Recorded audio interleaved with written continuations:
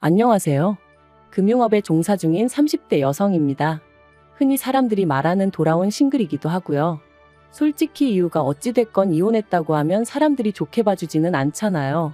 그래서 사실 얼마 전까지도 가족과 가까운 지인들을 제외하곤 누가 먼저 물어보지 않는 한 이혼했다고 말하고 다니진 않았거든요. 그런데 이제 새해도 밝았겠다 제 스스로 좀 떳떳해지고 싶더라고요. 그래서 일단은 이렇게 익명의 힘을 빌려 제가 왜 이혼하게 된 건지 이야기를 해볼까 합니다. 남편을 처음 만난 건 자주 가던 카페에서였어요. 좀 더 구체적으로 말하자면 저희 회사 근처에 개인이 하는 작은 카페였죠. 그런데 바로 옆에 대기업 프랜차이즈 카페가 있다 보니 솔직히 장사가 잘 되진 않았던 것 같아요. 프랜차이즈보다 맛이 월등히 좋은 것도 아니었고 그렇다고 가격이 아주 저렴한 것도 아니었으니까요. 하지만 그럼에도 불구하고 제가 그 카페를 자주 찾았던 건 카페에서 흘러나오는 음악이 정말 제 취향이었어요. 그래서 남들 다 가는 프랜차이즈가 아니라 늘 그 카페를 찾게 되었죠. 그리고 그러다 우연히 카페 주인하고 몇 마디 대화를 나누게 되었는데 알고 보니 저랑 같은 대학교를 나왔더라고요. 물론 대학교에 사람이 한둘도 아니고 나이 차이도 5살이나 나다 보니 겹치는 지인은 없었지만 그래도 그날의 대화를 계기로 조금씩 가까워지게 되었는데 눈치채셨겠지만 그 카페 주인이 훗날 제 남편이 되었네요.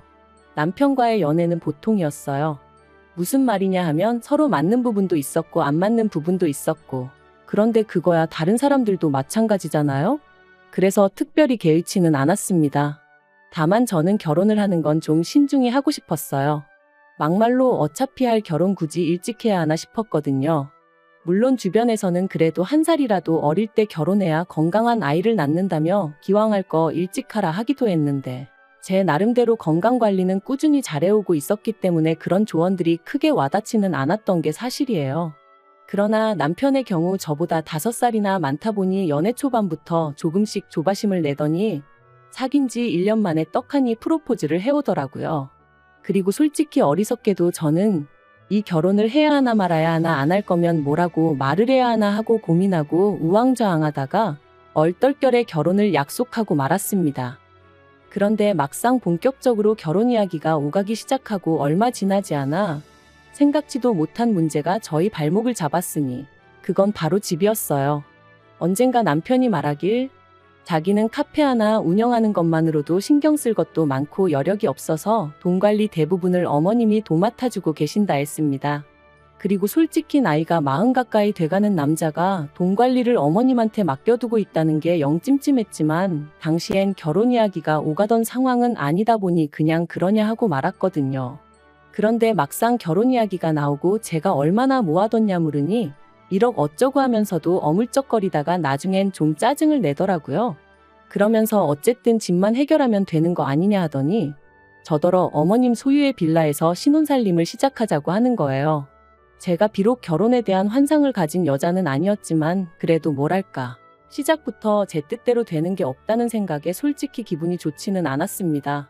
게다가 어쨌든 어머님 빌라지 저희 명의로 해주시는 것도 아닌데 리모델링은 해야 하지 않겠냐며 그걸 제가 해왔으면 하는 남편이 어찌나 얄밉던지. 그래서 제가 남편더러 어차피 우리 둘 다 잠만 자는데 뭘 큰돈 들여 고치냐고 일단은 좀 참고 살아보자 했네요. 하지만 이 일로 어머님께선 걸핏하면 어디 가서 며느리가 몸만 시집왔다며 당신이나 괜히 받아줬지 다른 집 같았으면 벌써 내쫓았을 거다 뭐 그런 식으로 말씀을 하고 다니시더라고요. 어이없었죠. 리모델링만 안 했지 그래도 남들 해가는 건 그럭저럭 다 해갔는데 그러셨으니까요. 게다가 결혼식을 올리고서야 알게 된 충격적인 사실은 남편이 그간 모아두었던 돈이 신우가 결혼하는데 쓰였다는 거였어요.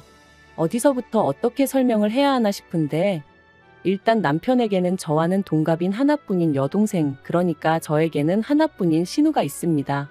그리고 제가 남편과 연애하던 당시 신우 또한 연애 중이라는 걸 남편에게 들어서 알고는 있었어요.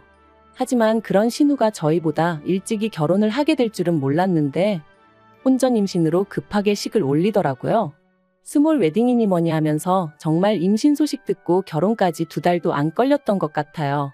그런데 나중에서야 알고 보니까 심해부 쪽에서 임신이 되수냐며 지워라 어쩌라 하는 걸 저희 시댁에서 아주 바짓가랑이 잡고 늘어지다시피 해서 결혼을 시켰던 거였고, 그 과정에서 심해부 쪽에서 1억을 해오라는 걸 저희 어머님이 해주셨다는데 그 1억이 알고 보니 저희 남편 돈이었더라고요. 정말이지 이 모든 걸 제가 결혼식 하루 전에라도 알았다면 남편하고 결혼하는 일은 없었을 거예요. 하지만 어머님께서는 대신에 집을 해결해줬는데 뭐가 대수냐 하시며 뻔뻔하게 나오셨고, 남편은 남편대로 자기는 정말 몰랐다며 저에게 미안하다 하니 더는 제가 할 수 있는 게 없었습니다. 그리고 이건 정말 아무에게도 말하지 않았던 건데 변호사를 만나보니 제 경우는 사기 결혼도 아니고 그래서 혼인무효도 안 될 거라고 했었거든요. 그러니 정말 분통 터지더라고요.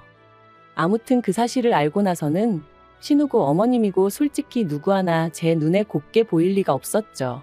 하다못해 둘 중 한 사람이라도 상황이 그래서 그럴 수밖에 없었다.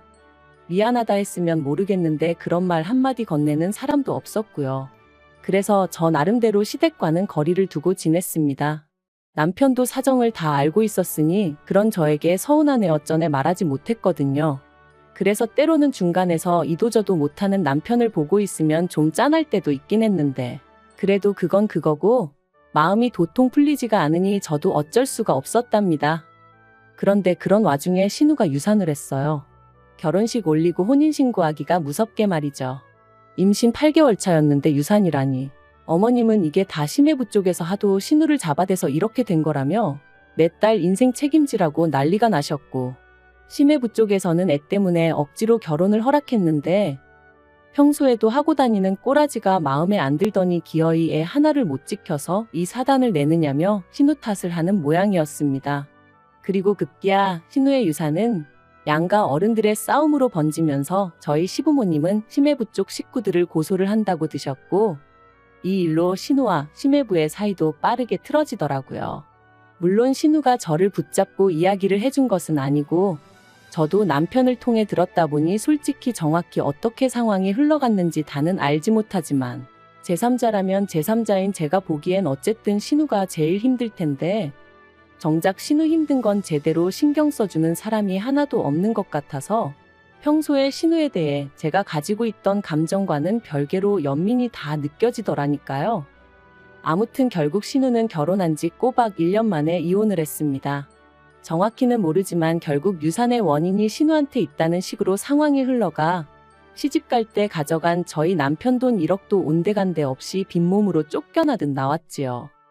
하지만 불쌍한 마음을 가진 제 스스로가 한심하게 느껴졌던 건 이혼한 지 정확히 반년 만에 신우가 웬 남자랑 다시 살림을 차렸다는 거예요. 저희 남편보다도 10살이나 많은 남자였는데 자기의 아픈 상처까지 이해해주는 사람이니 어쩌니 하더니 그 남자랑 같이 살기로 했다나요? 아버님은 당신 딸인데도 불구하고 미친 X라며 정신 차리라 욕을 하셨지만 어머님은 그래 너만 행복하면 됐다는 식이셨어요.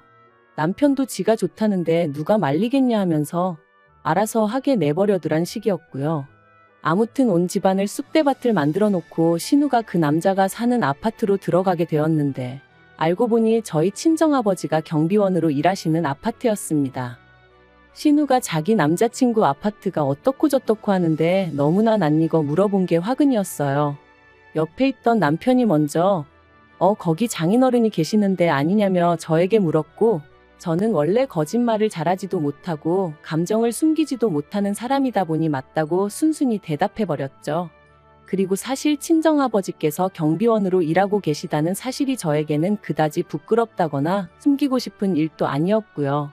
참고로 저희 친정아버지께선 줄곧 대기업에서 회사 생활을 하시다가 당신 한 사람이 관두면 젊은 직원 2사람이 자리를 보전할 수 있다며 제발로 나오신 분이세요.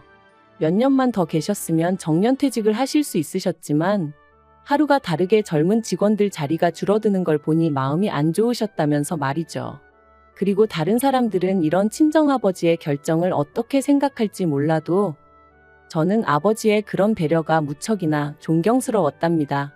한편 이후로 저는 아버지께서 당분간 좀 쉬면서 취미생활도 하고 그러실 줄 알았는데 한 달도 되지 않아 저에게 부담이 되고 싶지는 않다시며 직접 일자리를 찾아 나서셨고 그렇게 경비원으로 근무하게 되셨네요. 사실 처음에 경비원으로 일하게 되셨다 하셨을 때 저나 친정어머니가 얼마나 말렸는지 몰라요. 워낙 미디어에서 갑질당한 경비원들에 대해 자주 다루었다 보니 저희 아버지도 그런 일을 겪진 않을지 걱정이 되었으니까요. 하지만 아버지의 뜻이 어찌나 완강하시던지. 아무튼 신우가 저희 친정아버지가 경비원이라는 이야기를 듣더니 아주 묘한 표정을 지으면서 경비 같은 건 먹고 살기 빠듯한 사람들이나 하는 거 아니냐 묻대요. 마치 너무나 당연한 사실처럼 말이죠. 그리고 솔직히 전 그런 신우의 태도에 빈정이 확 상했지만 그래도 정말 몰라 저러나 싶어서 요새는 꼭 그렇지만도 않다. 오래 배우시고 그러신 분들도 많이 하신다. 우리나라가 노인분들이 일할 자리가 많이 없지 않냐 하고 대답해줬어요. 하지만 신우는 계속 저더러 고민이 많겠다는 둥, 자기가 잘 챙겨드리겠다는 둥 쓸데없는 소리를 해댈 뿐이었지요. 그런데 그렇게 신우가 남자친구랑 동거를 시작했다는 이야기를 듣고 2달 좀 넘었을 때였습니다. 친정어머니께서 전화를 해오셨는데 목소리에 근심 걱정이 가득하시더라고요. 그래서 제가 무슨 일이라도 있으신 거냐고 왜 그러시냐 하니까 며칠 전부터 친정아버지가 일만 마치고 집에 오시면 표정이 좋지 않으시고 방에 가만히 누워만 계신다는 겁니다. 입맛도 없다 하시면서 말이죠. 혹시 입주민들하고 무슨 일이라도 있으셨던 건 아니냐 물으니 그런 것도 아니다 하시면서도 정확한 이유는 말을 안 해주신다나요? 그러면서 어머니가 시간 날 때 아버지 점심시간에 맞춰 가서 밥 한번 같이 먹을 수 있겠냐 물으셨어요. 그래서 당연히 그러겠다 했죠. 그리고 바로 이튿날 회사에는 반차를 내고 아버지가 계신 아파트 단지로 향했습니다. 멀리서 아버지를 발견하고 저는 반가운 마음에 아버지를 부를 뻔했는데 동시에 너무나 충격적인 장면이 눈에 들어왔어요. 친정아버지를 앞에 세워두고 어떤 젊은 여자가 고래고래 소리를 지르고 있었거든요. 아무리 아버지의 일터라지만 순간 상황 판단을 하고 말고 할 새도 없이 제 몸이 먼저 반응했습니다. 누구신데 한참 어른한테 소리를 지르냐며 여자 얼굴을 딱 봤는데 신우였어요. 어이가 없어서 아가씨 지금 무슨 짓이냐니까 신우도 좀 당황한 듯 하더니 이내 이건 입주민과 경비원 간의 이야기니 저는 좀 빠져달라대요. 그래서 제가 도대체 왜 그러냐 이유나 들어보자 했습니다. 그랬더니 저희 아버지께서 하시는 말씀이 이 신우라는 사람이 자기 장보고 오는 내내 주차장 자리를 막고 있으라더라 그러시는 거예요. 순간 제 귀를 의심했어요. 자리를 막고 있으라니 그게 무슨 뜻이냐니까 허수아비 마냥 차 한 대 들어갈 자리에 가만히 서 있으라고 하더라나요. 그래서 제가 신우더러 아파트에서 그런 게 어딨냐 하고는 그리고 상식적으로 우리 아버지가 아가씨 하인이냐고 왜 그딴 일을 시키냐 따졌습니다. 그랬더니 신우가 하는 말이 자기가 낸 관리비로 저희 아버지가 월급 받아가는 거 모르냐면서 그럼 월급 주는 주민을 위해서 그 정도 일은 당연히 할 수 있는 거 아니냐대요. 신우가 개념이 없는 건 알고 있었지만 어떻게 저런 말을 아무렇지도 않게 할 수 있는지 기도 안 차더라고요. 그래서 제가 신우더러 살다 별 거지 같은 소리를 다 듣겠다고 아파트 사는 게 뭐 얼마나 대단한 일이라고 그런 특권의식을 가질 수가 있냐 했습니다. 그리고는 멋대로 떠들어대는 신우를 뒤로하곤 바로 친정아버지를 모시고 관리실로 향했어요. 아버지께 소가리는 그만하시고 그간 당하셨던 일 전부 다 이야기하시라면서 말이죠. 관리소장을 비롯한 관리실 직원들이 얼굴을 들지 못했습니다. 제가 이 아파트의 입주민이 어떻게 갑질을 하는지 언론사마다 제보를 하겠다고 했을 땐 정말 죄송하다며 그렇게 한번 다뤄지면 집값에도 영향이 많이 간다고 저에게 한 번만 기회를 달라 뭐 그런 식으로 얘기를 하기도 했지요. 그리고 저희 친정아버지도 저더러 너무 일을 키우지 말라면서 여기 사는 대부분의 입주민들은 다들 정말 좋은 분들이 맞다고 다만 저희 신우 그 미꾸라지 한 마리가 이 사태를 만든 거란 식으로 말씀하시더라고요. 그런데 그때 관리소장이 서류를 뒤적이며 하는 말이 좀 이상하답니다. 신우가 사는 그 호수는 지금 비어있어야 정상이라는 거예요. 원래 부부랑 학생인 자녀까지 셋이 사는 집이었는데 그 집 아빠가 회사 일로 해외에 나가게 되면서 가족들도 같이 나갔고 1년 후에나 돌아오기로 되어 있다나요. 그래서 제가 그럴 리가 없다. 신우 남자친구가 집주인이라 했다 했습니다. 그러자 관리소장이 누구랑 통화를 하더니 자기 말이 맞다면서 한번 확인해보라고 그러는 거예요. 그리고 알게 된 충격적인 사실은 신우 남자친구가 자기 집이라고 했던 그 집은 실은 남자친구의 지인의 집이었어요. 해외로 나가게 된 집주인이 가끔 들여다 봐달라고 한 걸 아예 눌러앉아서 살다시피 하면서 자기 집이냥 신우까지 불러들였던 거죠. 그리고 신우는 그런 사실도 모르고 자기 남자친구가 아파트가 있네어쩌네 하면서 김칫국을 마신 거고요. 게다가 그뿐만이 아니었습니다. 신우 남자친구가 알고 보니 유부남이었거든요. 그래서 평일이고 주말이고 외박이 잦았는데 그것도 신우는 자기 남자친구가 얼마나 능력이 있어서 출장이 잦은 줄 알았다나요? 나이를 도대체 어디로 먹었길래 그렇게 말하는 대로 고지곳대로 믿은 건지 정말 남자의 눈이 멀면 이럴 수도 있는 건가 싶을 지경이었죠. 한편 이후로 아파트에서 원래 집주인 쪽에 연락해 상황을 설명했고 그 집주인이 신우 남자친구에게 뭐라고 했는지는 몰라도 경찰까지 와서는 결국 그 남자친구라는 사람을 끌어냈다 들었습니다. 그리고 이런 시끄러운 상황을 신우 남자친구의 와이프도 알게 되면서 신우를 상간녀로 고소를 한 해 만에 또다시 집안이 쑥대밭이 되었죠. 그리고 저도 저대로 신우가 버젓이 사돈어른인 걸 알면서도 저희 친정아버지에게 그따위로 행동했다는 걸 그냥 넘어갈 수는 없었기에 시부모님께 일단 말씀을 드렸습니다. 솔직히 이때만 하더라도 시부모님이라도 저희 아버지한테 정식으로 사과하셨다면 그 정도로 마무리 지을 생각이었고요. 하지만 결론부터 말하자면 그 부모의 그 딸이라는 말이 딱이었어요. 어머님께서는 신우가 말투가 원래 좀 톡톡 쏘는 말투라 그런 거지 절대로 저희 아버지를 무시한 건 아니었을 거라며 마치 저희 아버지가 자격지심으로 오해를 했단 식으로 말씀하셨으니까요. 뿐만 아니라 저희 아버지가 좀 참아줬으면 자기 딸이 지금 이런 일을 겪을 리가 있냐며 오히려 당신이 저희를 원망하고 싶다 하시는데 얼마나 황당하고 상종 못한다는 표현을 이럴 때 쓰는 건가 싶더라니까요. 게다가 남편마저 팔은 안으로 굽는다고 그런 어머님 편을 들며 저더러 야속하다 말했기에 제가 더는 못 살겠다 이쯤에서 헤어지자 했습니다. 하지만 이혼까지 이르는 과정이 쉽지만은 않았던 게 사실이에요. 서로 사랑과 미련이 남아서라기보다는 남편이 자기가 왜 이혼을 당해야 하는지 납득하지 못하겠다며 버텨가지고요.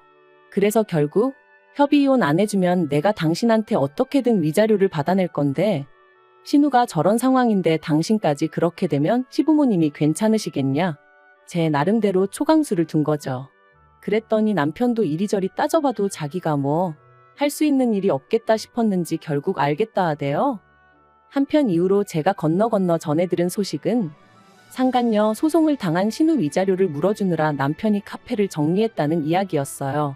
사실 이혼한 이후로 여전히 오며 가며 눈에 띄는 그 카페가 아주 눈에 가시기도 했고 아는 사람들은 알다 보니 민망한 적이 한두 번이 아니었는데 정말이지 속으로 쾌재를 불렀답니다.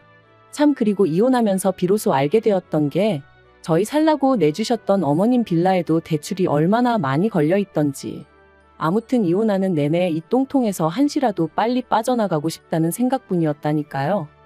한편 친정아버지가 많이 미안해하시더라고요. 당신이 아무 일도 아닌 척 넘어갔더라면 제가 그래도 이렇게 이혼까지 했겠냐며 말이죠. 하지만 저는 그런 아버지께 절대 그런 생각 마시라고 모든 게 다시 제자리를 찾았을 뿐이라 말씀드렸어요. 남의 것을 탐낸 사람은 벌을 받는 게 맞고 믿음을 배신한 사람도 벌을 받는 게 당연한 거잖아요. 그리고 무엇보다 남을 함부로 무시하는 사람은 더 크게 어디 가서 당해봐야 정신을 차린다니까요. 아무튼 남편을 비롯한 시댁 식구들 인생이 앞으로 어떻게 될지는 모르겠고 자기들 팔자 자기들이 말아먹든 말든 제 알바는 아니지만 적어도 더 이상 남에게 상처 주는 일은 없었으면 좋겠습니다.